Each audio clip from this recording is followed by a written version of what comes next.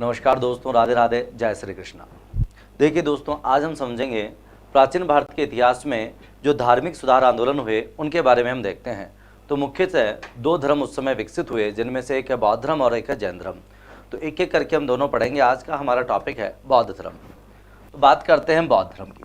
तो बौद्ध धर्म में से क्या क्या क्वेश्चन आते हैं, बात करते हैं। सबसे पहले देखते हैं बौद्ध धर्म के संस्थापक कौन है। It means who is the founder of बौद्धिज्म। अगर हम बौद्ध धर्म के संस्थापक की बात करते हैं तो वो है दोस्तों महात्मा बुद्ध। तो अब बौद्ध धर्म पढ़ने से पहले हम महात्मा बुद्ध का जीवन परिचय देखते हैं दोस्तों। सबसे पहले बात करते हैं महात्मा बुद्ध का जन्म कब और कहाँ हुआ। तो जन्म हुआ महात्मा बुद्ध का 563 BC, 563 ईसा पूर्व में। कहाँ हुआ है? वर्तमान नेपाल की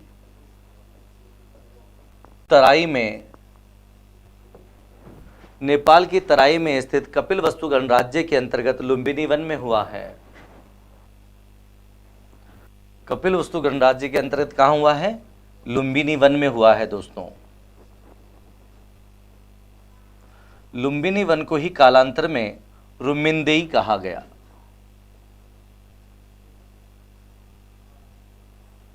तो ये तो हमने देख लिया है महात्मा बुद्ध का जन्म कब और कहाँ हुआ है। आगे बात करते हैं महात्मा बुद्ध के बचपन का नाम।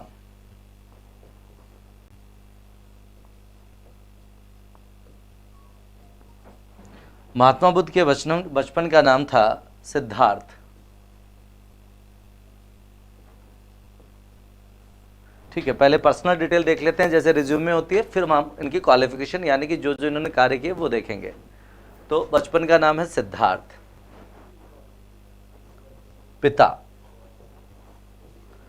पिता का नाम है शुद्धोधन।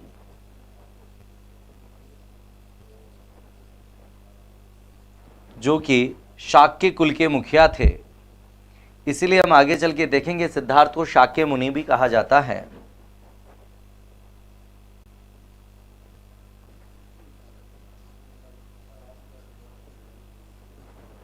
ठीक है, उसके बाद बात करते हैं माता की।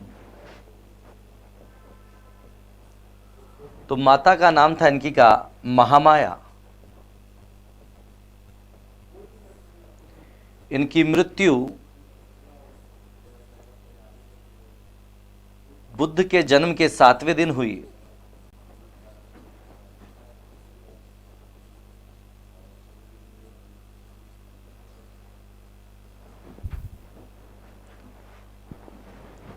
विमाता या यूं कहें मौसी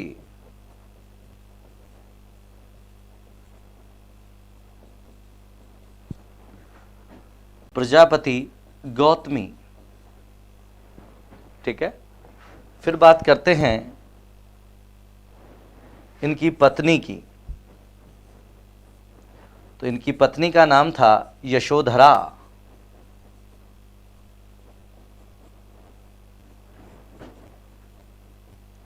जिसे बिंबा, गोपा आदि नामों से जाना जाता है दोस्तों।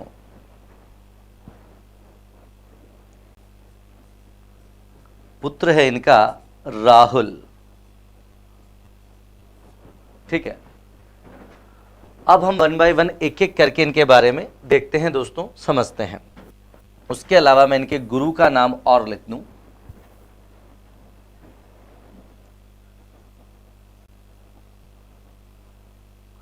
प्रथम गुरु हैं इनके आलार कलाम, जो कि सांख्य दर्शन के प्रतिपादक हैं।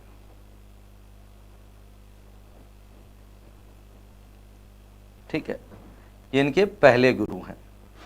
अगर मैं बात करूं इनके दूसरे गुरु की, तो उनका नाम है उद्रक या रुद्रक रामपुत्र। तो अब हम देखते हैं महात्मा बुद्ध की कहानी। तो देखिए, सबसे पहले हम बात करें कि बौद्ध धर्म की स्थापना किसने की, तो उनका नाम है महात्मा बुद्ध, जिन्हें हम बचपन का नाम है जिनका सिद्धार्थ। इनका जन्म 563 बीसी 563 ईसा पूर्व में कहां पर हुआ? नेपाल की तराई में स्थित कपिलवस्तु गणराज्य के अंतर्गत लुम्बिनी वन में हुआ, जिसे आज अपन रुम्बिनदेही के नाम से जानते हैं। ठीक है। इनके पिता का नाम था शुद्धोधन, जो कि शाक्य कुल के मुखिया थे दोस्तों। माता का नाम था महामाया। इनकी माता का देहांत मात्र कब हो गया? जब सिद्धार्थ 7 दिन के थे, यानी 7वें दिन इनकी माता का देहांत हो गया। तो इनका पोषण किसने किया? इनकी मौसी ने किया। मौसी विमाता है इनकी। ठीक है। दूसरी माता कह सकते हो, जिनका नाम था प्रजापति गौतमी। ठीक है। इनकी पत्नी का नाम है यशोधरा, जिसका अभिलेखों में बिंबा और गोपा नाम भी मिलता है, और पुत्र का नाम है राहुल। ये तो हुई इनकी पर्सनल डिटेल। अब हम बात करते हैं इनकी कहानी की दोस्तों, कि क्या हुआ। देखिए, जब महात्मा बुद्ध का जन्म हुआ तो आपको पता है, उच्च कुलों में, राज परिवार में जब भी बेटे का जन्म होता है तो ब्राह्मण या पंडित जी को बुलाया जाता है। कहते हैं कि भैया महाराज, बच्चे का देखो, देखे नावा टेवा देखो, कुंडली देखो, क्या बनेगा क्या नहीं बनेगा। तो कौन आए? आपके 2 पंडित जी आए, गुरु जी आए, महाराज आए, ऋषि आए, जिनका नाम था दोस्तों, एक है काल देवल और दूसरे हैं कौंडिन्य। कौन है ये काल देवल और कौंडिन्य? उस समय के पहुंचे हुए ऋषि हैं, जिन्होंने भविष्यवाणी की। किसकी भविष्यवाणी की? सिद्धार्थ की, कि सिद्धार्थ बड़ा होकर क्या बनेगा। ठीक है। तो जब ऐसा पूछा गया तो काल देवल आदि ने कहा, क्या कहा? कि ये लड़का बहुत बड़ा संत बनेगा, महात्मा बनेगा। देखो दोस्तों, एक राजा कभी नहीं चाहेगा कि उसका बेटा संत बन जाए, क्योंकि वो चाहेंगे कि वो एक चक्रवर्ती सम्राट बन जाए। तो उन्होंने प्रार्थना की कि हे गुरुजी, कोई तो उपाय बताओ जिससे हम सिद्धार्थ को चक्रवर्ती सम्राट बना सके। आप जो कहेंगे वो हम करने को तैयार हैं। ठीक है। उन्हें बड़ा दुख हुआ यह सुनकर, लेकिन गुरुजी ने कहा, देखिए, वैसे तो विधि का विधान कोई नहीं बदल सकता है, लेकिन फिर भी एक प्रयास आप कर सकते हैं। तो महाराज ने पूछा कि तत्काल बताइए, हम कौन सा प्रयास करें। तो उन्होंने कहा कि ठीक है, अगर ऐसी ही बात है तो आप क्या कर सकते हैं, ये बालक की आयु जब तक 20 वर्ष ना हो जाए। किसकी? सिद्धार्थ की आयु जब तक 20 वर्ष ना हो जाए, इसे किसी भी प्रकार के दुख का एहसास मत होने देना। ठीक है। दुख स्वयं का ही नहीं, दूसरे को देखकर भी सिद्धार्थ दुखी हुआ तो समझ जाना कि लड़का आपके हाथ से निकल गया है। ठीक। तो क्या हो गया, अब शुद्धोधन, राजा शुद्धोधन ने क्या किया, अपने नगर में जितने भी वृद्ध थे, यानी जर्जर बीमार, जितने भी बीमार थे या जितने भी दरिद्र थे, ठीक है, अपने नगर के वृद्धजनों, बीमारों और दरिद्रों के लिए उन्होंने नया नगर बसा दिया दोस्तों। और यह ढिंडोरा पीट दिया कि इस नगर में जितने भी बूढ़े हैं, बीमार हैं और गरीब हैं, उसके लिए महाराज एक नया नगर बसा रहे हैं, जहां उनके रहने का, खाने का, दवाइयों का, अस्पताल की सारी व्यवस्था कर दी जाएगी। तो लोग बड़े खुश हो रहे हैं कि महाराज तो बहुत ही दिलेर हैं, दरिया दिल हैं, लोगों के लिए ऐसा काम कर रहे हैं। जबकि पता ही नहीं था कि वो ऐसा अपने पुत्र के लिए कर रहे हैं, क्योंकि अगर वो बूढ़े आदमी को देखेगा, उसके जर्जर शरीर को देखेगा तो दोस्तों उसे दुख होगा। ठीक है। बीमार व्यक्ति को देखेगा तो उसे दुख होगा, और अगर दरिद्र गरीबों को फटे हाल देखेगा तो उसे दुख होगा। इसलिए उन्होंने साफ कह दिया कि सिद्धार्थ जब तक 20 साल का नहीं हो जाए उसे नगर के बाहर नहीं ले जाना। और उसके भोजन में भी जड़ी बूटियां आदि प्रयोग में ली गई, इस्तेमाल की गई, यानी कि यूं कह सकते हो कि उसने डॉक्टर हायर कर लिए, भैया वैद्य जी घर ही रहेंगे। सिद्धार्थ क्या खाएगा, क्या पिएगा, पूरी व्यवस्था होनी चाहिए, छींक भी नहीं आ जानी चाहिए सिद्धार्थ को। यानी दुख तब भी हो सकता है जब आदमी स्वयं बीमार हो जाए। और आसपास का माहौल ऐसा कर दिया कि खुशनुमा की लोग हंसी मजाक करें। आज होता तो कपिल शर्मा को ले जाके बैठा देते, भैया हंसा, इसको दुखी मत कर। ठीक है। लेकिन उस समय ये तो था नहीं। अब समय गुजरता गया, देखो आप, समय गुजरता गया और देखते ही देखते सिद्धार्थ हो गया भैया 16 वर्ष का। सिद्धार्थ की आयु कितनी हो गई? लगभग 16 साल। अब आपको तो पता ही है 16 साल में क्या हो जाता है, हैं? क्या हो जाता है? बच्चा समझदार हो जाता है भाई। ठीक है। तो बात कर रहे हैं हम कि जब ये 16 साल का हुआ तो इसकी भी इच्छा हुई कि मैं नगर भ्रमण करूं, और एक दिन इसको ऐसा अवसर मिल गया। क्या हुआ कि महाराज राजकीय कार्य से अपनी राजधानी से कहीं बाहर गए हुए थे, कपिलवस्तु से। तो सिद्धार्थ ने मंत्री जी को बुलाया और कहा कि हे मंत्री जी, मुझे नगर भ्रमण करना है, मुझे घूमना है कि दुनिया में क्या क्या हो रहा है, इस राजमहल के बाहर भी मुझे देखना है। मंत्री जी ने कहा कि हे युवराज, दैट्स नॉट पॉसिबल, ये संभव नहीं है क्योंकि महाराज ने हमें मना किया है। तो सिद्धार्थ ने कहा कि महाराज तो आपको दंड देंगे, जब देंगे हम अभी राइट नाउ, यानी कि अभी के अभी आपको दंड दिए देंगे। तब अब बेचारा एक तरफ कुआ तो एक तरफ खाई, क्या करे। अब हर आदमी के पास जब भी ऐसी समस्या आती है तो वो वर्तमान से निकलने की कोशिश करता है कि इस समस्या को तो निपटे, बाद की बात देखी जाएगी। तो ऐसा ही हुआ दोस्तों। उन्होंने कहा ठीक है साहब युवराज, चलिए हम व्यवस्था करते हैं।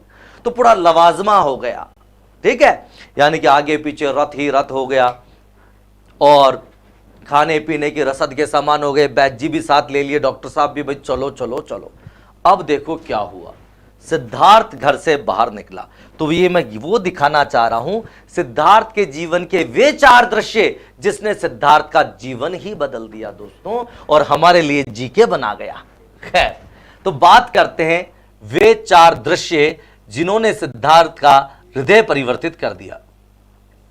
कौन से 4 दृश्य जिनकी वजह से सिद्धार्थ का क्या हो गया, हृदय परिवर्तन हो गया। तो देखते हैं 1 बाय 1 कौन कौन से थे वो 4 दृश्य। अब देखिए, सिद्धार्थ जब नगर से बाहर निकला दोस्तों, तो उसे एक बूढ़ा आदमी मिला। क्या मिला? बूढ़ा आदमी मिला, बिल्कुल जर्जर आदमी मिला, यानी वृद्ध व्यक्ति। और कैसा वृद्ध व्यक्ति? बिल्कुल जर्जर शरीर वाला।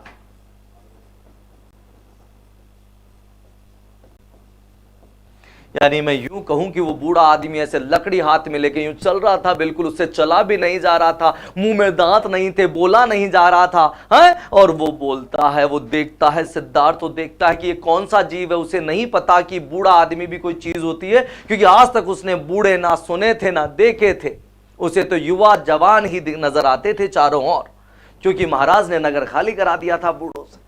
तो ये जर्जर बूढ़ा आदमी जिसके आंखें धंसी हुई हैं, चेहरे पर झुर्रियां पड़ी हुई है, मुंह में दांत नहीं है, चला नहीं जा रहा, झुका हुआ है, और ऐसा आदमी जब सिद्धार्थ के पास आया तो सिद्धार्थ ने देखा ये कौन सा जीव है। तो मंत्री जी से पूछा कि ये क्या है।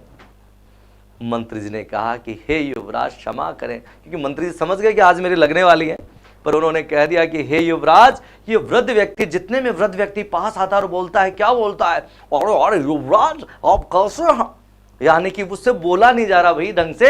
उसे देखकर सिद्धार्थ घबरा जाता है। उसके जाने के बाद पूछता है कि ये क्या था। तो बोले बूढ़ा आदमी। बोले बूढ़ा क्या होता है, क्योंकि आज तक बेचारे ने सुना नहीं था, देखा नहीं था। तो मंत्री जी बोलते हैं, हे युवराज, एक ना एक दिन सबको बूढ़ा होना ही है। आप जिस प्रकार से कभी बच्चे थे, क्या शरीर ऐसा ही था? सिद्धार्थ समझ गया, नहीं था। आज आप युवा हैं, फिर कल को आपके पिताजी की तरह आप जवान होंगे, और एक दिन बूढ़ा। सिद्धार्थ दुखी हो गया, जबकि उसे दुख से दूर रखना था। सिद्धार्थ कहता है, क्या क्या एक दिन मैं भी बूढ़ा होऊंगा? क्या मेरे पिताजी भी बूढ़े होंगे? तो ये बात सुनकर मंत्री कहा कि क्षमा चाहता हूं, पर यह सत्य है। तो पहला दृश्य जिसने सिद्धार्थ को भाव विभोर कर दिया है, चिंता मग्न कर दिया है, दूसरा दृश्य दिखाता हूं मैं आपको। अब थोड़ा आगे गए तो सिद्धार्थ क्या देखता है? एक बीमार व्यक्ति।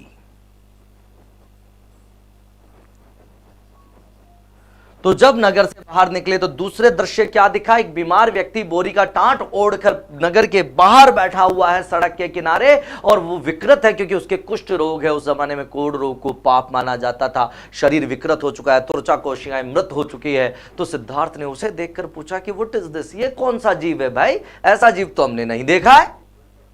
तो कहा कि युवराज, क्योंकि मंत्री समझ चुका है कि उसकी गर्दन कटने वाली है, पर क्या करे बेचारा, उत्तर तो देगा।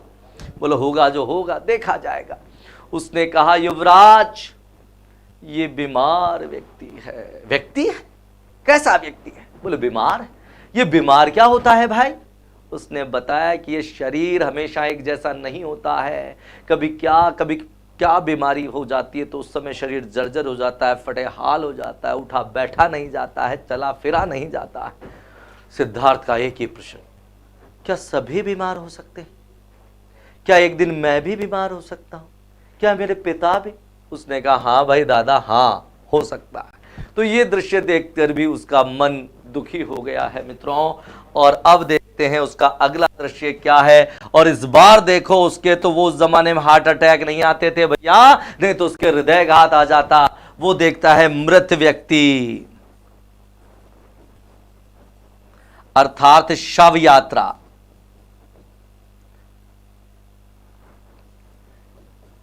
एक शव यात्रा जा रही थी, एक मृत व्यक्ति को लोग कंधे पर लेकर जा रहे थे। सिद्धार्थ ने पूछा, अब ये तो समझ गया था कि ये बूढ़ा आदमी है, क्योंकि पहले बूढ़े को देख लिया था। तो सिद्धार्थ पूछता है कि इस बूढ़े आदमी को ऐसे क्यों ले जा रहे हैं, ये खुद क्यों नहीं चल रहा है, ये उठ क्यों नहीं रहा है, इसका क्या करेंगे। तो सिद्धार्थ के प्रश्न देखकर मंत्री जी दुखी हुए, पर उत्तर दिया। उन्होंने कहा कि युवराज, ये व्यक्ति मर चुका है, इसकी मृत्यु हो गई है। तो सिद्धार्थ ने पूछा कि हे महामंत्री, ये मृत्यु क्या होती है, ये मरना क्या होता है। तो मंत्री जी ने विस्तार से समझाया, मैं आपको संक्षेप में बताता हूं। मंत्री जी ने कहा कि हे युवराज, जैसे एक बच्चा है, फिर युवा हुआ, फिर किशोर हुआ, और एक दिन वो क्या हो जाता है, एक पहले वो बच्चा था, फिर किशोर हुआ, फिर युवा हुआ, उसके बाद वो वृद्ध होता है और एक दिन मर जाता है। उसके प्राण शरीर छोड़ देते हैं, और मर जब जाता है तो उसका शरीर निष्प्राण किसी भी काम का नहीं रहता है, और अब इसे ले जाकर जला देंगे। ओ गॉड, ये सोचकर सिद्धार्थ बहुत चिंतित हो जाता है कि क्या सभी मरते हैं, क्या एक दिन मैं भी मरूंगा। यही प्रश्न था सिद्धार्थ का। मंत्री जी ने नीचे गर्दन की पर कहा कि क्षमा चाहता हूं, पर यह सत्य है, जिसमें जन्म लिया है वो अवश्य ही मरेगा। तो सिद्धार्थ को अब यह लग रहा है कि यह सब मोह माया व्यर्थ की है, आखिर मरना ही तय है तो जन्म ही क्यों होता है। ऐसे प्रश्न उसके दिमाग में उठ रहे हैं। ठीक है, तो तीसरा दृश्य देख लिया है उसने। अब मैं आपको चौथा दृश्य दिखा देता हूं सिद्धार्थ के जीवन का। चौथा दृश्य जो उसने देखा वो था एक सन्यासी का। ठीक है, पास ही के जंगल में एक वृक्ष के नीचे एक सन्यासी बैठा हुआ है, जिसकी सफेद चमकती हुई दाढ़ी है, सफेद बाल है, जिस पर जूड़ा बना रहा, और चेहरे पर एक अद्भुत तेज है। दोस्तों, उसे देखकर सिद्धार्थ पूछता है कि अब ये भी बता दो, क्योंकि वो समझ गया कि बहुत सारी चीजें हैं, लेकिन अब ये नहीं कि ये क्या है, ये कौन है और ये यहां क्यों बैठा है। तो मंत्री जी ने कहा कि युवराज, ये सन्यासी है, संत है, इसने दुनियादारी छोड़ दी है, मोह माया त्याग दी है, तो अब यहां क्या कर रहा है भाई। यहां ये ईश्वर की खोज में है, सत्य की जानकारी चाहिए, ये परमानंद में और मोक्ष प्राप्त करना चाहता है। तो उसने पूछा, ये मोक्ष क्या है। कि जब जीव का जन्म मरण से छुटकारा मिल जाता है, आत्मा परमात्मा में विलीन हो जाती है, तो मोक्ष रहता है, और जीते जी उसे ना किसी चीज का सुख होता है ना दुख होता है, और वो हमेशा आनंदित रहता है। दोस्तों, ऐसा महात्मा बुद्ध को उसने बताया, तो उसे लगा यार ये ठीक है, मतलब मुझे भी खोज करनी है कि सत्य क्या है। अब घूम फिर कर उसे घर ले गए।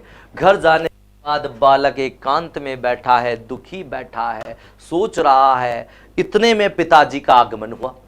अब पिताजी बाजार से आए, तो आपको पता है पिताजी बड़ा प्रेम करते हैं, पिताजी राजा हैं, ये बालक युवराज है, तो कुछ खाने पीने के लेके आए, जैसे कैडबरी डेयरी मिल्क, यानी उस जमाने में जो भी था वो लेकर आए, और पूछे, अरे सिद्धार्थ कहाँ है भाई। सिद्धार्थ कहीं ऐसे शून्य में ताक रहा था, जैसे कहीं खो गया हो।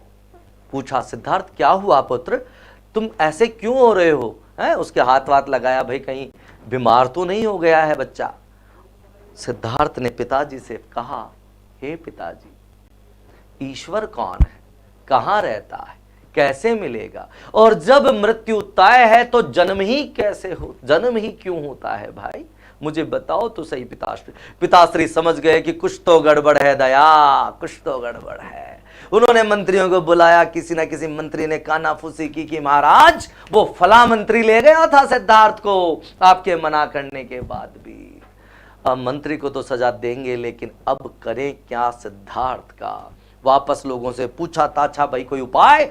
वापस उन महाराज के पास पहुंचे, काल देवल के पास, कि गुरुजी कुछ तो बताओ, अब क्या उपाय है। गुरु ने कहा कि अब तीर मयान से, यानी तलवार मयान से, और तीर धनुष से, और शब्द वाणी से निकल चुका है, अब रुक नहीं सकता है।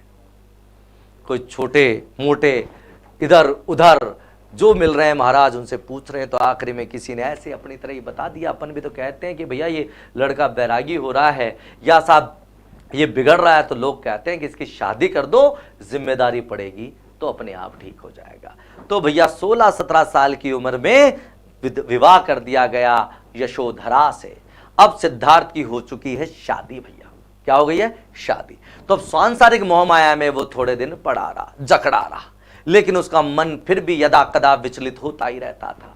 28 वर्ष की उम्र में उसके एक बेटे का जन्म हो गया। हम बात कर चुके हैं पहले, उसका आ चुके हैं, उसके पुत्र का नाम क्या था? राहुल।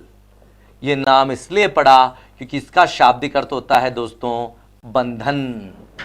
तो सिद्धार्थ के मुख से अनायास ही निकल गया कि मुझे सांसारिक मोह माया में रोके रखने के लिए, जकड़ने के लिए एक और बंधन आ गया है। और सिद्धार्थ बहुत खुश नहीं है बेटा होने पर। और 29 वर्ष की आयु में दोस्तों, 29 वर्ष की आयु में उसने गृह त्याग कर दिया है। क्या कर दिया है? गृह त्याग। तो पुत्र का जन्म 28 वर्ष की आयु में हो गया है और गृह त्याग कब कर दिया है उसने? 29 वर्ष की आयु में।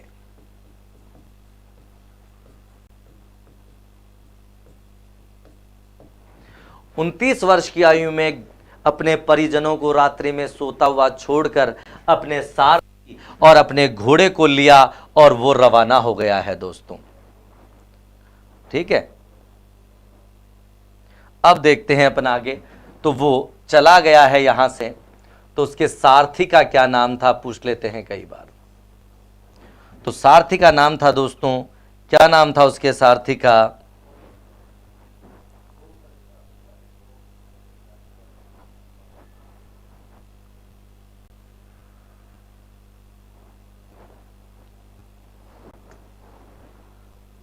सारथी का नाम था दोस्तों छंदक,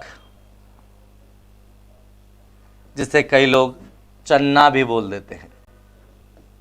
ठीक है, और उनके घोड़े का नाम था कंथक। तो सारथी छंदक या चन्ना व घोड़े कंथक को साथ लेकर सिद्धार्थ घर से निकल गए हैं। और इस गृह त्याग की घटना को कहा जाता है दोस्तों, क्या कहा जाता है? महाभिनिष्क्रमण।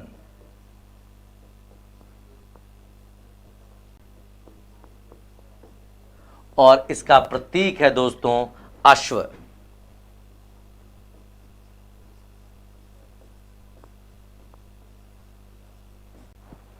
प्रतीक क्या है? अश्व इसका प्रतीक है दोस्तों। चलिए आगे बढ़ते हैं।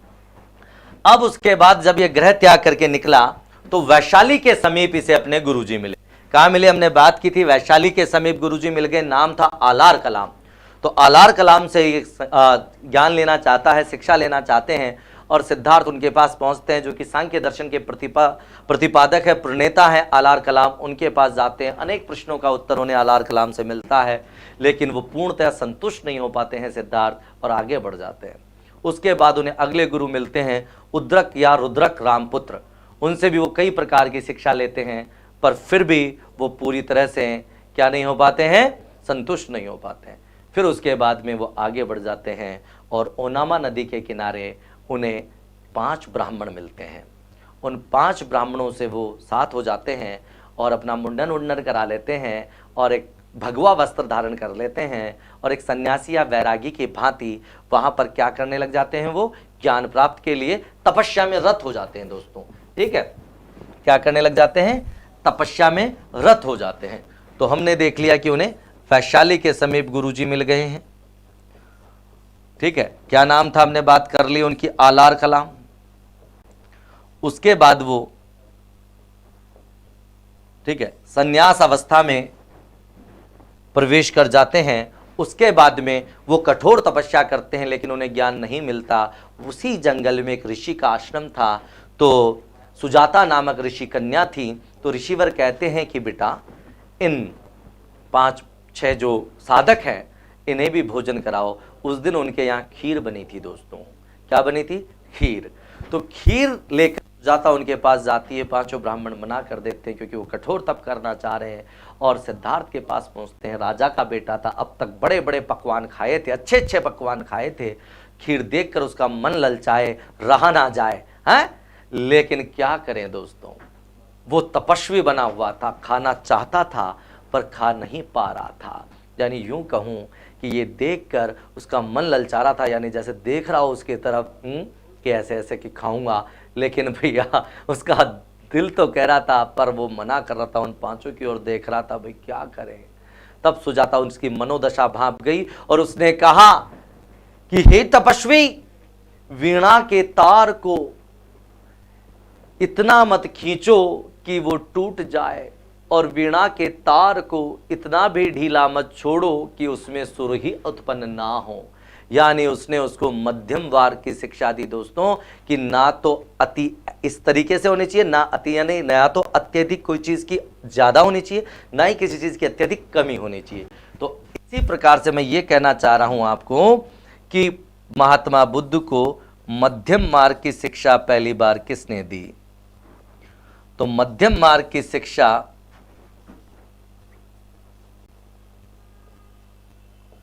देने वाली हैं सुजाता। जैसे ही सुजाता ने ये वीणा वाली कहावत सुनाई, सिद्धार्थ ने लपक कर खीर पकड़ी और सबड़ कर पी गए। यानी कि उन्होंने खीर खा ली दोस्तों। खीर खाते ही जो 5 ब्राह्मण थे वो भड़क गए, हे सिद्धार्थ तू अधर्मी है, तू तपस्वी नहीं है, तुझे ज्ञान नहीं मिल सकता, चल या तो तू चला जा या हम चले जाते हैं। सिद्धार्थ ने कहा नहीं भाई, मैंने गलती की है, मैं जाता हूं, तुम यहीं रहिए। उसके बाद सिद्धार्थ चले गए। तो सुजाता से हमें देखने को मिलता है कि सुजाता से महात्मा बुद्ध को मध्यम मार्ग की शिक्षा मिली सबसे पहली बार। उसके बाद जब उनके साथियों ने उनको वहां से नकार दिया तो वो वहां से चले गए। और कहां चले गए? तो अब देखते हैं, उन्हें ज्ञान प्राप्त मिल गया है दोस्तों। तो कब हुआ है ज्ञान प्राप्ति की देखते हैं, तो 35 वर्ष की आयु में। ठीक है, 35 वर्ष की आयु में कब मिला, कहां मिला, देखते हैं। तो बुद्ध को ज्ञान प्राप्त होना, अगर प्रश्न आता है कि ज्ञान प्राप्त कब हुआ, कहां हुआ, कैसे हुआ, तो हम बात करते हैं कि 35 वर्ष की आयु में ज्ञान प्राप्त हुआ। कितने वर्ष की आयु में हुआ? 35 वर्ष की आयु में। ठीक है,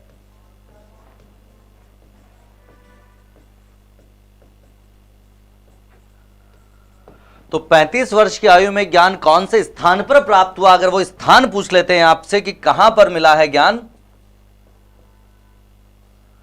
तो अपन बात कर लेते हैं उरुवेला, अर्थात फ्रेंड्स गया। और इसी गया को ज्ञान प्राप्त होने के कारण क्या कह दिया गया? बौद्ध गया। किस दिन मिला, तिथि क्या थी? वैशाख पूर्णिमा। ध्यान देने वाली बात यह है मित्रों कि महात्मा बुद्ध का जन्म भी वैशाख पूर्णिमा को हुआ है, उन्हें ज्ञान भी वैशाख पूर्णिमा को ही प्राप्त हुआ है, और उनकी मृत्यु भी वैशाख पूर्णिमा को ही हुई है। इसीलिए वैशाख पूर्णिमा को हम लोग क्या कहते हैं? बुद्ध पूर्णिमा के नाम से भी जाना जाता है। तो वैशाख पूर्णिमा को महात्मा बुद्ध को क्या मिल गया? ज्ञान मिल गया है। ठीक है, 35 वर्ष की आयु में मिल गया है, वैशाख पूर्णिमा को मिल गया है, गया बौद्ध गया हो गया है, और तपस्या के 49वें दिन मिला है।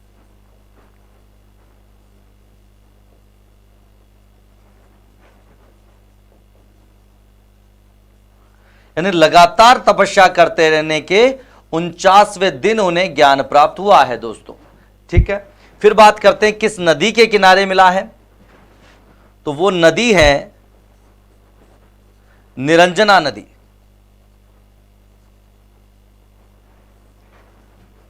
और इसी नदी को कहा जाता है पुनपुन नदी।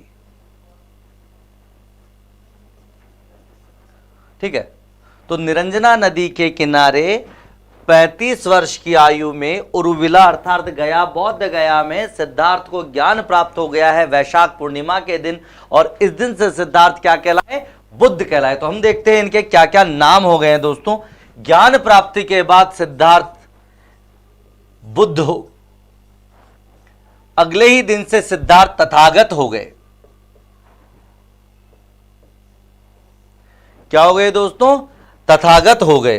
ठीक है, उसके बाद में इन्हें अहर्थ पद प्राप्त हो गया है और ये बोधिसत्व बन गए हैं दोस्तों। अहर्थ का मतलब होता है योग्य, अरहत या अहत पद हो गया, ये बोधिसत्व कहलाए हैं। इस दिन से सिद्धार्थ को महात्मा कहा जाने लगा है, महात्मा बुद्ध। और चूंकि शाक्य कुल में पैदा हुए इसलिए सिद्धार्थ शाक्य मुनि कहलाए। तो ये प्रमुख नाम है किसके? सिद्धार्थ के फ्रेंड्स, गौतम बुद्ध के, महात्मा बुद्ध के। अब इन्हें ज्ञान प्राप्ति हो गई। ज्ञान प्राप्ति की घटना को बौद्ध धर्म के इतिहास में, साहित्य में क्या कहा जाता है? संबोधि कहा जाता है। और इसका प्रतीक है बौद्ध वृक्ष यानी पीपल का पेड़। तो इन्हें ज्ञान कहां मिला फ्रेंड्स? तो हम बात कर सकते हैं, इन्हें ज्ञान मिला पीपल वृक्ष के नीचे।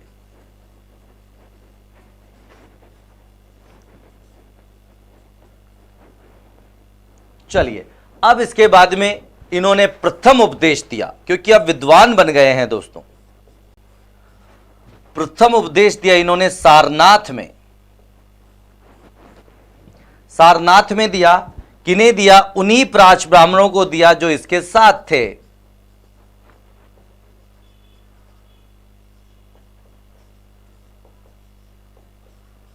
ठीक है, कौंडिन्य आदि जो भी वो 5 ब्राह्मण थे उन्हें ही दिया। तो देखो मैं बताता हूं, जैसे ज्ञान प्राप्ति हुई, ज्ञान प्राप्ति के बाद महात्मा बुद्ध तथागत हो गए और उसके बाद ये लोगों को अपना उपदेश देने, प्रचार करने, ज्ञान का प्रचार प्रसार करने के लिए निकल गए और ये सारनाथ पहुंचे। सारनाथ पहुंचते ही इन्हें वही 5 ब्राह्मण मिल गए जो इनके साथ जंगल में थे और जिन्होंने इन्हीं को यानी कि महात्मा बुद्ध को त्याग दिया था, छोड़ दिया था। वो 5 मिल गए। और अब मजाक में बात करें तो 5 ने मिलते ही पूछा, और सिद्धार्थ कहाँ है आजकल, क्या कर रहा है, ज्ञानवान मिला नहीं मिला है?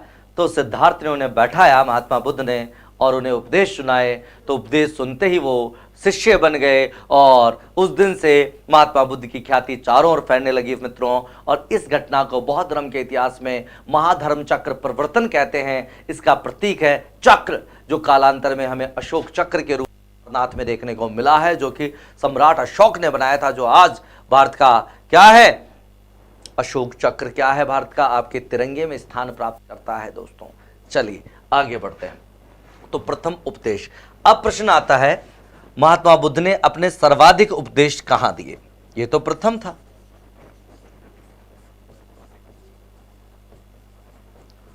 तो सबसे ज्यादा जो उपदेश दिए हैं वो दिए हैं दोस्तों, कहां पर दिए हैं? श्रावस्ती में। और श्रावस्ती कौशल साम्राज्य की राजधानी थी। तो सबसे ज्यादा उपदेश दिए हैं श्रावस्ती या कौशल में। ठीक है, तो सबसे ज्यादा उपदेश महात्मा बुद्ध ने यहां दिए। फिर प्रश्न आता है, अंतिम उपदेश कहां दिया? प्रथम, सबसे ज्यादा और अंतिम। तो अंतिम उपदेश इन्होंने दिया कहां पर दिया दोस्तों? जहां पर क्या हुई? इनकी मृत्यु हुई, कुशीनगर। अब बात करते हैं कि उपदेश कब नहीं देते थे। तो महात्मा बुद्ध या बौद्ध धर्म के अनुयायी कब उपदेश नहीं देते थे? चौमासा यानी कि वर्षा ऋतु में ये उपदेश नहीं देते थे। बाकी लगातार 8 महीने उपदेश देते थे। तो वर्षा ऋतु में एक ही स्थान पर रहकर, वर्षा ऋतु में एक ही स्थान पर रहकर तपस्या करते थे दोस्तों। तो उपदेश नहीं देते थे, बाकी 4 महीने इधर उधर भ्रमण करते हुए अपने उपदेशों का प्रचार प्रसार करते थे।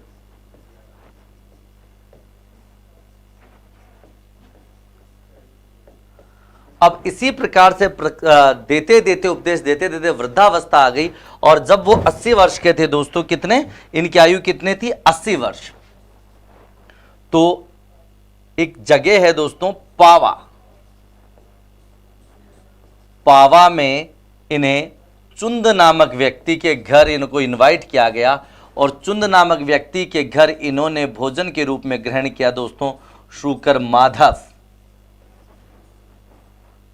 शुकर माधव या शुकर माधव, ये इनका भोजन था। ये एक प्रकार का मांस होता है दोस्तों। तो इनको जबरदस्ती या इनसे निवेदन करके किसी भी प्रकार से इनको खिला दिया गया और इस भोजन के करने से इनके पेचिस हो गया। ठीक है, क्या हो गया? कौन सा रोग हो गया महात्मा बुद्ध के? पेचिस रोग हो गया दोस्तों। और इस पेचिश रोग के कारण 80 वर्ष की आयु में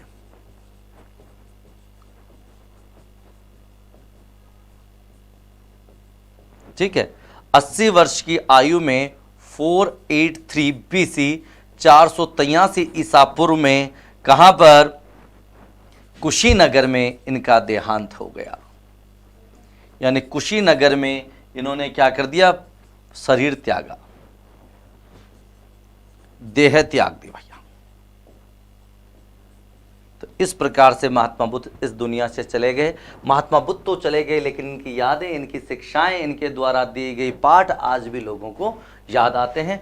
इन्होंने किस भाषा में अपने उपदेश दिए, तो इनके उपदेशों की भाषा थी दोस्तों पाली, जो कि जन सामान्य की भाषा थी। इन्होंने ऊंच नीच, जाति प्रथा आदि आडंबरों का इन्होंने विरोध किया दोस्तों। ठीक है, तो बात करते हैं इनकी शिक्षाओं में सबसे पहले क्या है, तो सबसे पहले आप बात करते हैं बौद्ध धर्म के त्रिरत्न। लेकिन दोस्तों क्वेश्चन आता है त्रिरत्न सिद्धांत का संबंध किस धर्म से है, तो त्रिरत्न सिद्धांत का संबंध जैन धर्म से है, ध्यान रखना। लेकिन इसमें भी त्रिरत्न सिद्धांत है, तो कौन सा है त्रिरत्न सिद्धांत, उसकी बात करते हैं। तो इसमें त्रिरत्न तीन कौन कौन से हैं, एक है आपका बुद्ध, दूसरा है धम्म, और तीसरा है संघ। अर्थात महात्मा बुद्ध और उनकी शिक्षाओं में विश्वास करना चाहिए, ये बुद्ध है पहला जो इनका त्रिरत्न सिद्धांत है। दूसरा है धम्म, यानी कि जो बौद्ध धर्म है उसने जो नियम और कानून जो भी तय कर रखे उनमें विश्वास रखना चाहिए, उसमें आस्था रखनी चाहिए। संघ, संघ में प्रवेश करना चाहिए और संघ के नैतिक नियमों का पालन करना चाहिए। यह है बुद्ध, धम्म और संघ के त्रिरत्न। ठीक है, संघ क्या है तो आपको मैं बता दूं, जहां बौद्ध भिक्षुक रहते थे उसे संघ कहते थे। ठीक है, तो इससे मैं आपको बता देना चाहता हूं जो बौद्ध का प्रिय शिष्य था वो कौन था, पूछ लेते हैं कई बार कि बौद्ध का प्रिय शिष्य कौन था दोस्तों, तो महात्मा बुद्ध का प्रिय शिष्य था आनंद। और इस आनंद के कहने पर ही बौद्ध संघ में महिलाओं को प्रवेश दिया था। और संघ में प्रवेश करने वाली पहली महिला स्वयं महात्मा बुद्ध की विमाता प्रजापति गौतमी थी। तो आनंद के कहने पर महिलाओं को प्रवेश दिया था और प्रथम महिला कौन थी, प्रजापति गौतमी थी मित्रों। और प्रिय शिष्य के बारे में अपन बात करें, अगर ये तो सबसे प्रिय है पर प्रधान, यानी जिसको जानकारी ज्यादा थी, प्रधान शिष्य था इनका उपाली। प्रधान शिष्य कौन बन गया, प्रधान शिष्य था इनका उपाली था दोस्तों। और जब भी कोई बौद्ध संघ में प्रवेश करता था तो सबसे पहले जो परंपरा निभाई जाती थी उसे उपसंपदा कहते थे। चलिए अब बात करते हैं बौद्ध धर्म के सिद्धांतों में। पहला हमने देख लिया त्रिरत्न, उसके बाद देखते हैं आर्य सत्य। तो कितने आर्य सत्य हैं, बात करते हैं बौद्ध धर्म में हम। तो आर्य सत्य हैं 4, कौन कौन से हैं समझते हैं वन बाय वन, एक एक करके। सबसे पहले है दुख, पहले एक बार लिख लेते हैं फिर इनको समझेंगे। दुख, ठीक है। दूसरा है दुख समुदाय,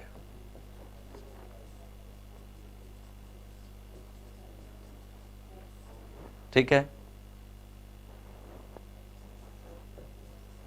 तीसरा है दुख निरोध,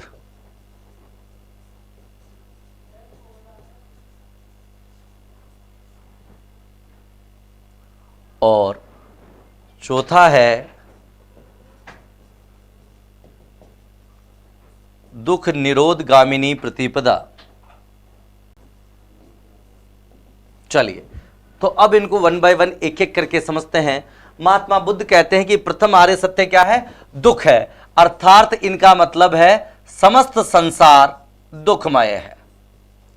महात्मा बुद्ध कहते हैं कि समस्त संसार कैसा है भैया, दुखमय है। इनका मतलब है कि जहां भी जो भी चीज हमें सुख देती है उसी में दुख छिपा हुआ है दोस्तों।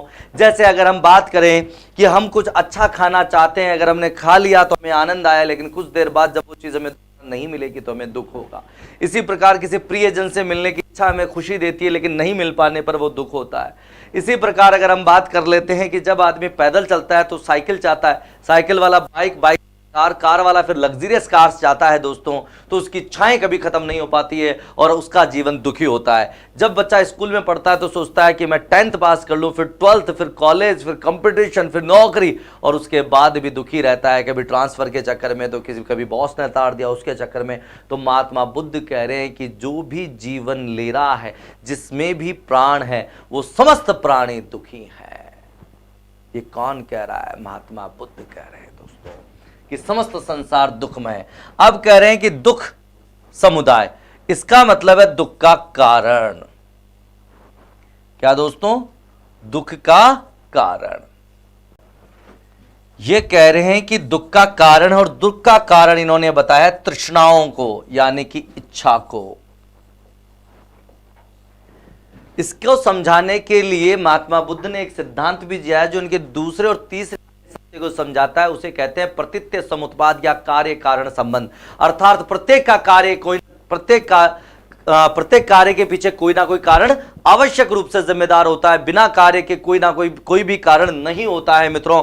ये महात्मा बुद्ध इस सिद्धांत में कह रहे हैं, जिसको प्रतीत्य समुत्पाद कहते हैं। फॉर एग्जाम्पल, अगर हम बात करें कि आज विद्यार्थी पढ़ रहा है, तो क्यों पढ़ रहा है? क्योंकि उसे नौकरी लेनी है। आज उसे जॉइनिंग लेटर दे दिया जाए तो क्या कल वो पढ़ेगा? नहीं पढ़ेगा। समझ में आ रही है बात?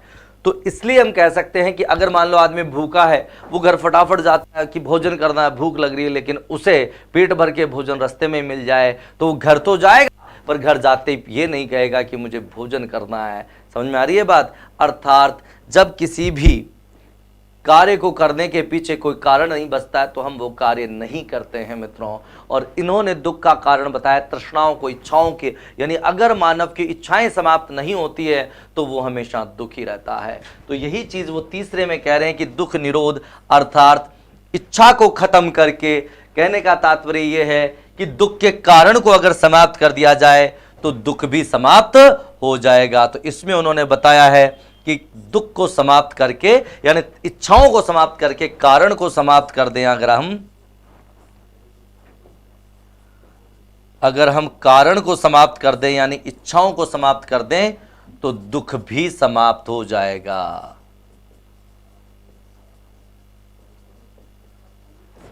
और चौथा है दुख निरोधगामिनी प्रतिपदा दोस्तों।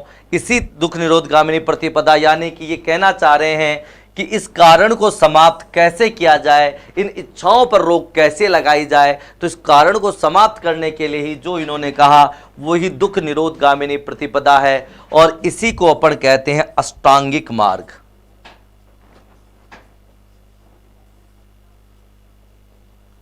और इसी अष्टांगिक मार्ग को कहा जाता है मध्यम मार्ग।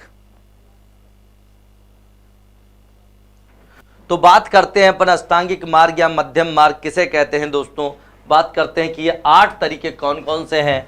तो मध्यम मार्ग या अष्टांगिक मार्ग जिसे कह रहे हैं, उसके 8 अंग मैं आपको बताता हूं। एक एक करके अपन सारे देख लेते हैं कौन कौन सा है। तो सबसे पहले बात कर सकते हैं सम्यक दृष्टि। सम्यक सब में आएगा।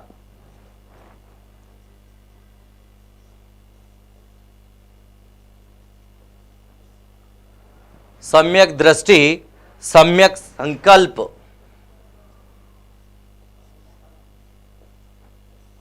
सम्यक वाणी, क्रमशः है दोस्तों ये सारे के सारे, ठीक है। सम्यक कर्मांत या कर्म,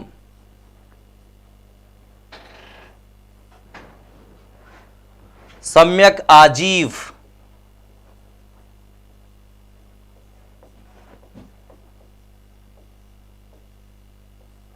सम्यक व्यायाम,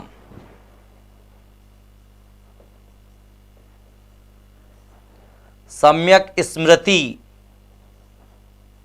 और अंतिम है सम्यक समाधि। इसका मतलब यह है फ्रेंड्स कि सबसे पहले आदमी को क्या होना चाहिए, सम्यक दृष्टि। दृष्टि का मतलब सिर्फ नजर नहीं है, नजर के साथ साथ नजरिया भी है।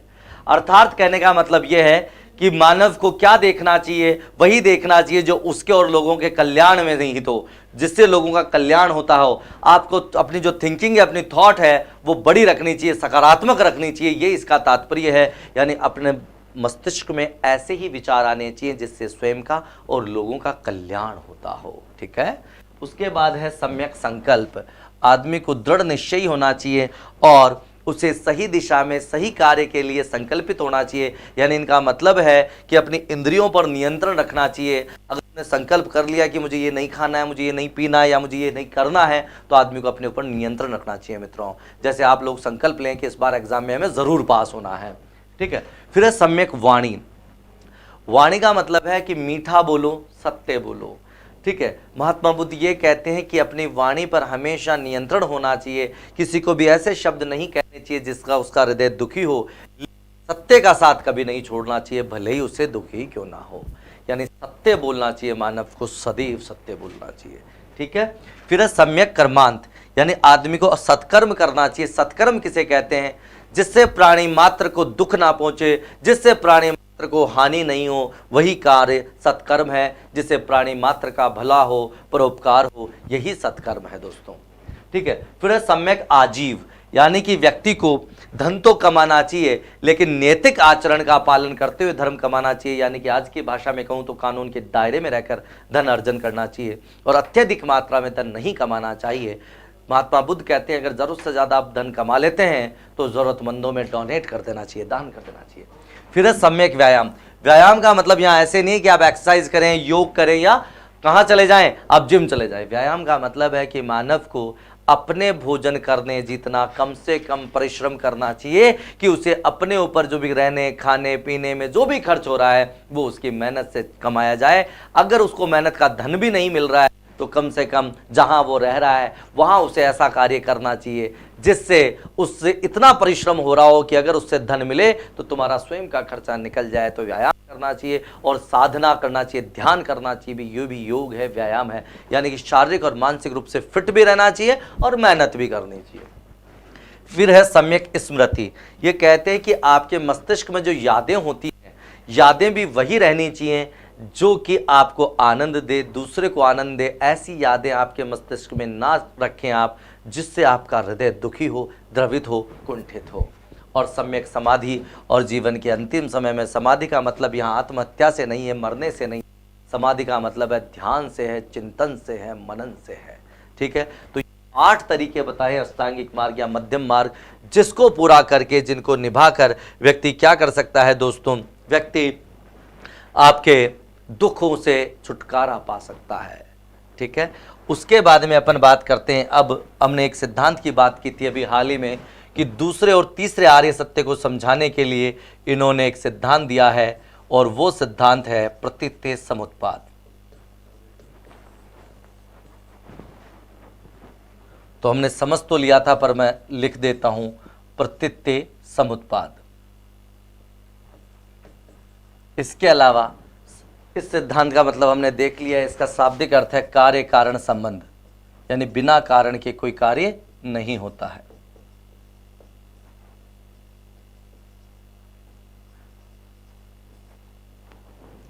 इसके अलावा बौद्ध धर्म में सापेक्षवाद, शून्यवाद, इन सिद्धांतों को भी दिया गया है दोस्तों, पर सबसे इंपॉर्टेंट है आपका प्रतीत्य समुत्पाद। चलिए उसके अतिरिक्त अब हम बात करते हैं कि इन्होंने वेदों की प्रामाणिकता का खंडन किया।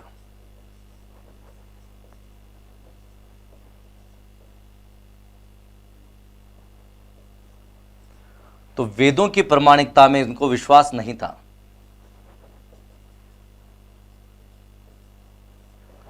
तो वेदों की प्रामाणिकता का खंडन कर दिया,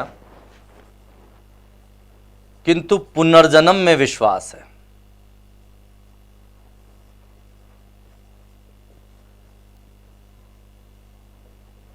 लेकिन ये कहते हैं कि पुनर्जन्म आत्मा का नहीं होता है। पुनर्जन्म क्या? आत्मा का नहीं होता है, अपितु पुनर्जन्म होता है मानव के किस चीज का? कर्मों का। पुनर्जन्म किसका होता है? उसके मोह का। तो ये पुनर्जन्म में विश्वास रखते हैं, पर पुनर्जन्म का कारण ये किसको नहीं मानते हैं? आत्मा को नहीं मानते हैं। कहते हैं कि अगर जीव का मोह इस दुनिया में बना रहता है तो उसका पुनर्जन्म होता है। तो ये पुनर्जन्म में विश्वास करते हैं, पर ये कहते हैं कि पुनर्जन्म आत्मा का नहीं होता है दोस्तों, ठीक है। ये इंपॉर्टेंट बात है। चलिए उसके अलावा मोक्ष में विश्वास रखते हैं कि जीवन का परम लक्ष्य इन्होंने भी क्या बताया है? मोक्ष ही बताया है। चलिए अब उसके बाद में अपन देखते हैं महात्मा बुद्ध से जुड़े हुए प्रतीक चिन्ह कि कौन कौन से प्रतीक आते हैं। चलिए तो महात्मा बुद्ध के प्रतीक या बौद्ध धर्म से संबंधित प्रतीक और घटनाएं, तो कौन कौन सी घटनाएं आती हैं इनके प्रतीक के रूप में देखते हैं। सबसे पहले हम बात करते हैं इनके जन्म की। तो जन्म का प्रतीक क्या है दोस्तों? तो जन्म से पहले गर्भ में आए, तो इसलिए भगवान बुद्ध के, महात्मा बुद्ध के गर्भ में आने का प्रतीक क्या है? तो गर्भ में आने का प्रतीक है दोस्तों क्या है कि महात्मा बुद्ध अपने माताश्री के गर्भ में आ गए हैं, उसका प्रतीक माना जाता है हाथी को। ये पूछ लेते हैं कई बार। उसके बाद में अपन बात करते हैं जन्म। महात्मा बुद्ध के जन्म का प्रतीक क्या है? तो जन्म का प्रतीक है कमल का फूल।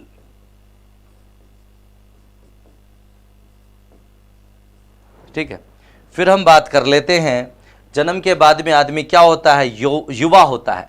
तो उनके युवा होने का या यौवन अवस्था का या जवान होने का प्रतीक क्या है? तो वर्षभ अर्थात बैल। ठीक है, उसके बाद में उनके साथ क्या हुआ? उसके बाद उन्होंने गृह त्याग कर दिया।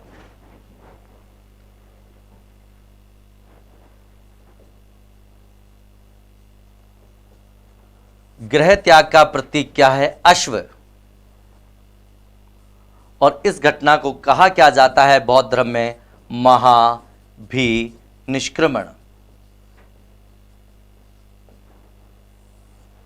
क्या कहा जाता है? महाभिनिष्क्रमण। उसके बाद में अपन बात कर लेते हैं गृह त्याग के बाद में क्या हुआ? ज्ञान प्राप्ति।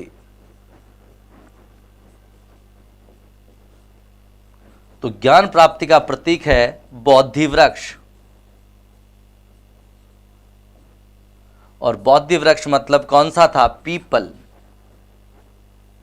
और इस घटना को कहते हैं बौद्ध धर्म में संबोधि। क्या कहते हैं इस घटना को? संबोधि। उसके बाद में हम बात करते हैं, उसके बाद कौन सी घटना घटी? इन्होंने प्रथम उपदेश दिया।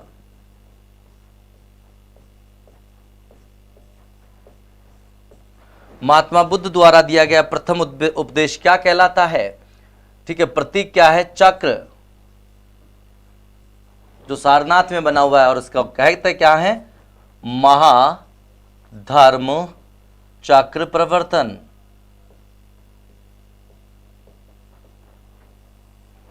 इसके बाद हम बात करते हैं कि महात्मा बुद्ध की शौर्य और कीर्ति चारों दिशाओं में फैली। शौर्य कह दें, कीर्ति कह दें या ख्याति।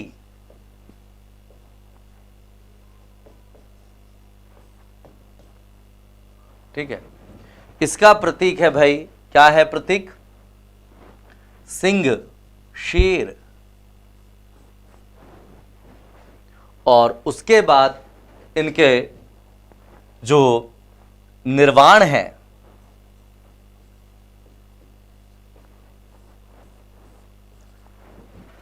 निर्वाण का प्रतीक है इनके जीते जी, जो इन्होंने क्या हासिल कर लिया है? ज्ञान हासिल कर लिया। जीते जी जो मोक्ष प्राप्त कर लिया है उसको कहते हैं निर्वाण। और महापरिनिर्वाण किसे कहते हैं?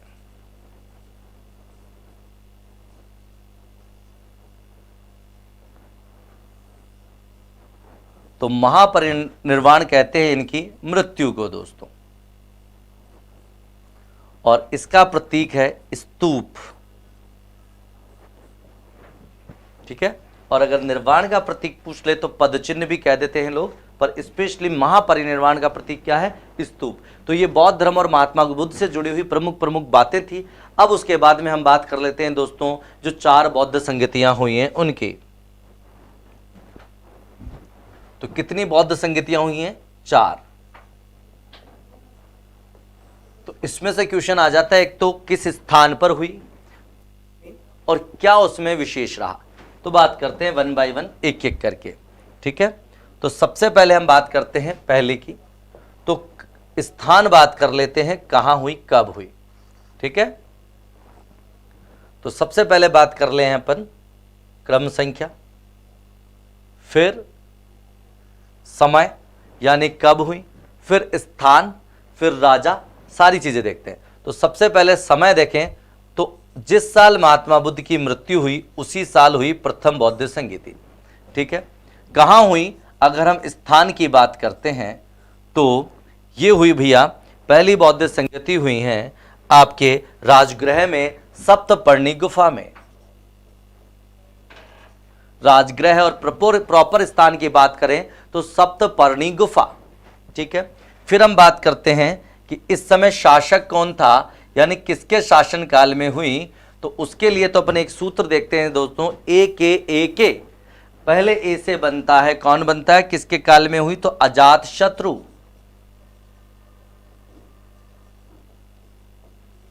चलिए, फिर यह आता है कि इसकी अध्यक्षता किसने की, इस प्रथम समिति की अध्यक्षता किसने की, संगीति की? तो उसका नाम आता है, क्या नाम आता है मित्रों, क्या नाम है उसका? उसका नाम है महाकश्यप।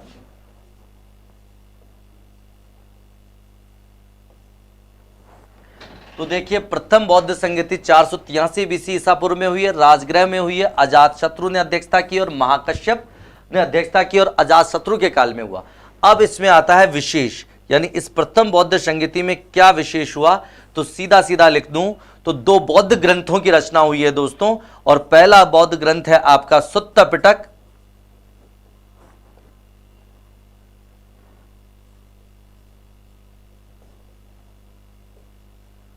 और दूसरा है विनय पिटक। ठीक है, तो ये प्रथम बौद्ध संगति की उपलब्धियां हैं, हम बात कर सकते हैं। दूसरी बौद्ध संगति कब और कहां हुई उसकी बात करते हैं दूसरी की।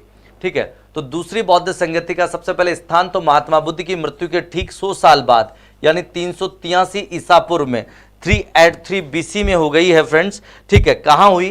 तो वैशाली में हुई, और वैशाली में भी प्रॉपर स्थान माने तो चुल्लवग नामक जगह है वैशाली।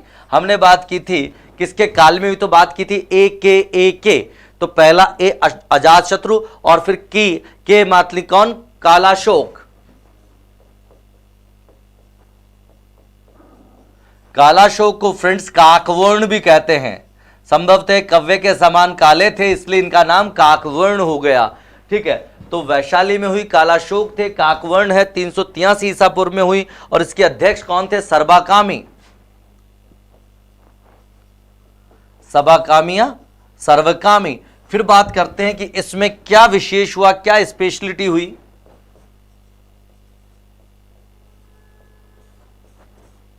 तो विशेष यह हुआ कि बौद्ध धर्म दो भागों में बट गया। एक है स्थविर, जिन्हें थेरवादी कहा गया। ठीक है, और दूसरे हैं आपके महासांघिक।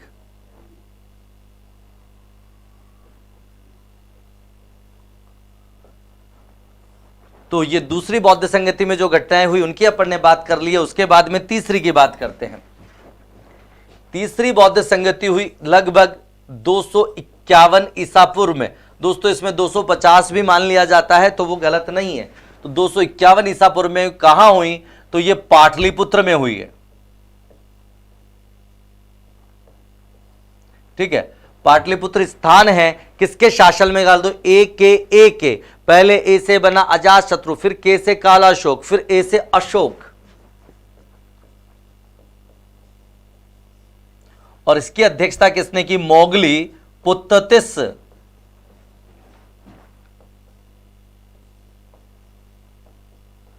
अब बात करते हैं कि इसमें क्या विशेषता हुई। तो इसमें तीसरा जो पिटक है, यानी यूं कह दें अपन कि तीसरा बौद्ध ग्रंथ लिखा गया, और वो तीसरा बौद्ध ग्रंथ है, क्या नाम है उसका? अभिधम्म पिटक।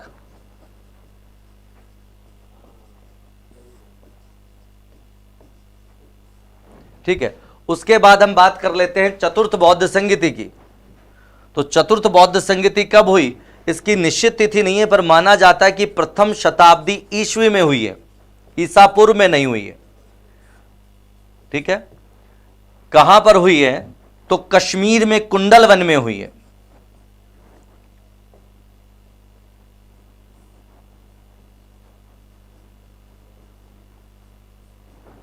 फिर बात करते हैं किसके काल में हुई, तो आखिरी के बचा है कनिष्क, कुषाण वंशीय शासक कनिष्क। और अध्यक्षता किसने की? तो वसुमित्र। इसमें उपाध्यक्ष का भी बोलबाला है, तो उपाध्यक्ष था अश्वघोष।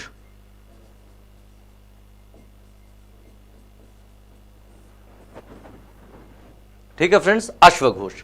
उसके बाद में हम बात करते हैं कि इसमें क्या विशेषता हुई।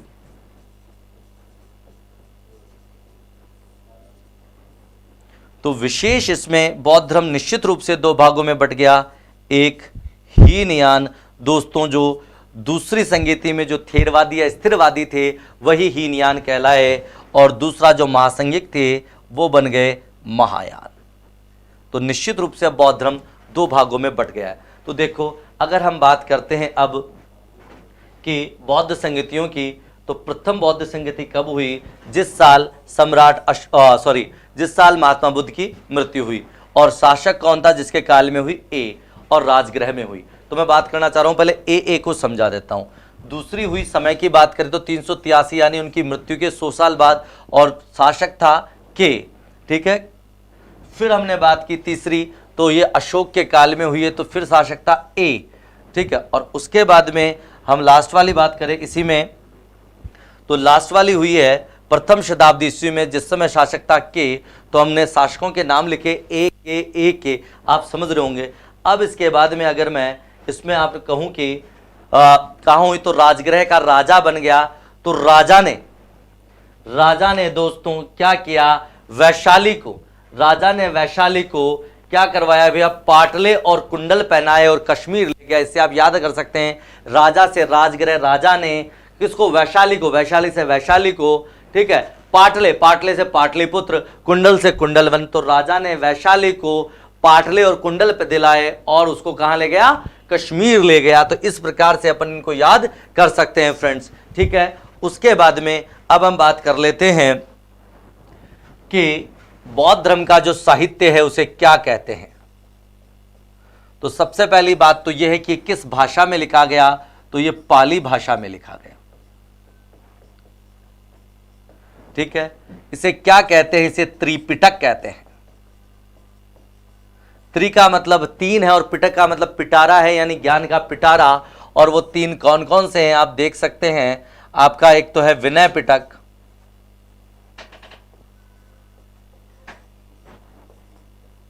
सुत्त पिटक और अभिधम्म पिटक।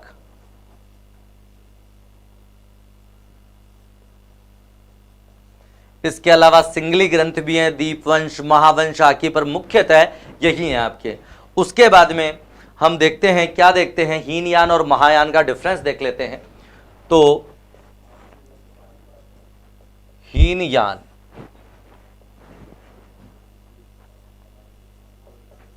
महायान, देखिए दोस्तों, अगर हम इनके शब्दों के अर्थ के माध्यम से समझे तो ही आपको समझ में आ जाएगा।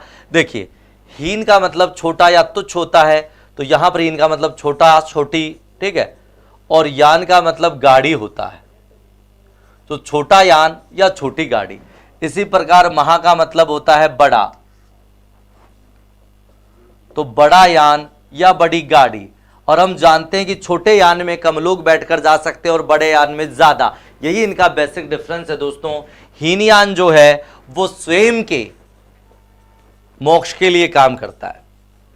यह कहता है कि प्रत्येक मनुष्य को अपने मोक्ष का कार्य स्वयं ही करना चाहिए।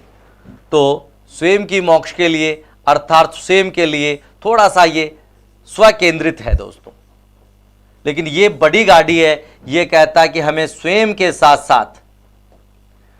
के साथ अन्य यानी दूसरों की मोक्ष के लिए भी कार्य करना चाहिए। ठीक है, फिर इसके बाद में हम कह सकते हैं कि छोटी गाड़ी है तो कम लोगों को ले जा रही है। अब ये बात कर सकते हैं ये कट्टरवादी है, यानी परंपरावादी है, रूढ़िवादी है। जबकि महायान इसकी तुलना में लिबरल है, उदारवादी है। ठीक है, फिर हम बात कर सकते हैं आगे। चूंकि यह स्वयं की मोक्ष में विश्वास करता है, इसलिए कहता है कि केवल अरहत पद प्रदान करो। अरहत का मतलब होता है योग्य, यानी स्वयं योग्य बनो। जबकि ये कहते हैं कि नहीं, हमें औरों के मोक्ष का भी कार्य करना है, इसलिए कह रहा है बोधिसत्व में विश्वास करो, स्वयं को बोधिसत्व बनाओ। ठीक है, फिर हम उसके बाद बात करते हैं, ये महात्मा बुद्ध को महापुरुष मानते हैं कि महात्मा बुद्ध कौन थे? भगवान नहीं थे, एक महान पुरुष थे। जबकि महायानी महात्मा बुद्ध को ईश्वर मानते हैं। ठीक है, इसके अलावा ये मूर्ति पूजक नहीं है, ये मूर्ति पूजा का खंडन करते हैं। ठीक है, कौन? हीनयानी। जबकि महायानी क्या करते हैं? भगवान बुद्ध की मूर्ति पूजा करते हैं। इसके अलावा अगर हम और अंतर देखें इसी में, तो बात कर सकते हैं आगे की, ये लोग स्त्रियों को मोक्ष प्राप्ति के योग्य नहीं मानते हैं, जबकि महायानी स्त्रियों को भी मोक्ष प्राप्ति के योग्य मानते हैं। स्त्रियों को भी क्या है? मोक्ष प्राप्ति के योग्य मानते हैं। तो ये प्रमुख प्रमुख अंतर है। एक बार स्पीड से मैं आपको समझा देता हूं। ये देखिए दोस्तों, हीनयान का मतलब होता है छोटी गाड़ी या छोटा यान, महायान का मतलब होता है बड़ी गाड़ी या बड़ा यान। तो इसमें ज्यादा लोग बैठकर नहीं जा सकते, जबकि इसमें ज्यादा लोग बैठकर जा सकते हैं। इसलिए हमने कहा कि ये स्वयं की मोक्ष में विश्वास करते हैं, जबकि ये स्वयं के साथ साथ दूसरों की मोक्ष के लिए भी कार्य करते हैं। ठीक है, ये कट्टरवादी और परंपरावादी है, जबकि ये उदारवादी है दोस्तों। ठीक है, ये अरहत यानी योग्य पद प्रदान करना चाहते हैं, यानी ये खुद ही आगे बढ़ना चाहते हैं, जबकि ये बोधिसत्व बनना चाहते हैं, यानी अपने साथ सबको लेकर चलना चाहते हैं। ये महात्मा बुद्ध को महापुरुष मानते हैं, ईश्वर नहीं मानते। जबकि महायान महात्मा बुद्ध को ईश्वर ही नहीं मानते, अपितु उनकी मूर्ति पूजा भी करते हैं। महात्मा बुद्ध को ये पूजते हैं, उनके मंदिर बनाते हैं दोस्तों। जबकि हीनयान वाले मूर्ति पूजा नहीं करते हैं, कट्टरवादी हमने बात की। फिर हमने बात की कि हीनयान के लोग स्त्रियों को मोक्ष प्राप्ति के योग्य नहीं मानते हैं दोस्तों, जबकि ठीक है नहीं मानते हैं। लेकिन जबकि महायान वाले लोग इन्हें मोक्ष प्राप्ति के योग्य मानते हैं। और इन्होंने बाद में जो भी लिटरेचर लिखा, साहित्य लिखा, ये स्पेशली एक तो त्रिपिटक पर ही डिपेंड है, और बाद में भी साहित्य लिखा वो सारा का सारा इनका किस में है? पाली भाषा में है। जबकि महायान में जो लिखा गया वो पाली में तो था ही, पाली के साथ साथ इन्होंने एक नई भाषा को अपना लिया, जो वास्तव में भारत में एक पुरानी भाषा थी, संस्कृत। तो इसमें इनके नया जो साहित्य था वो संस्कृत में लिखा गया। तो इस प्रकार से प्रमुख अंतर है हीनयान और महायान में। तो ठीक है, आज के लिए इतना ही। जय हिंद।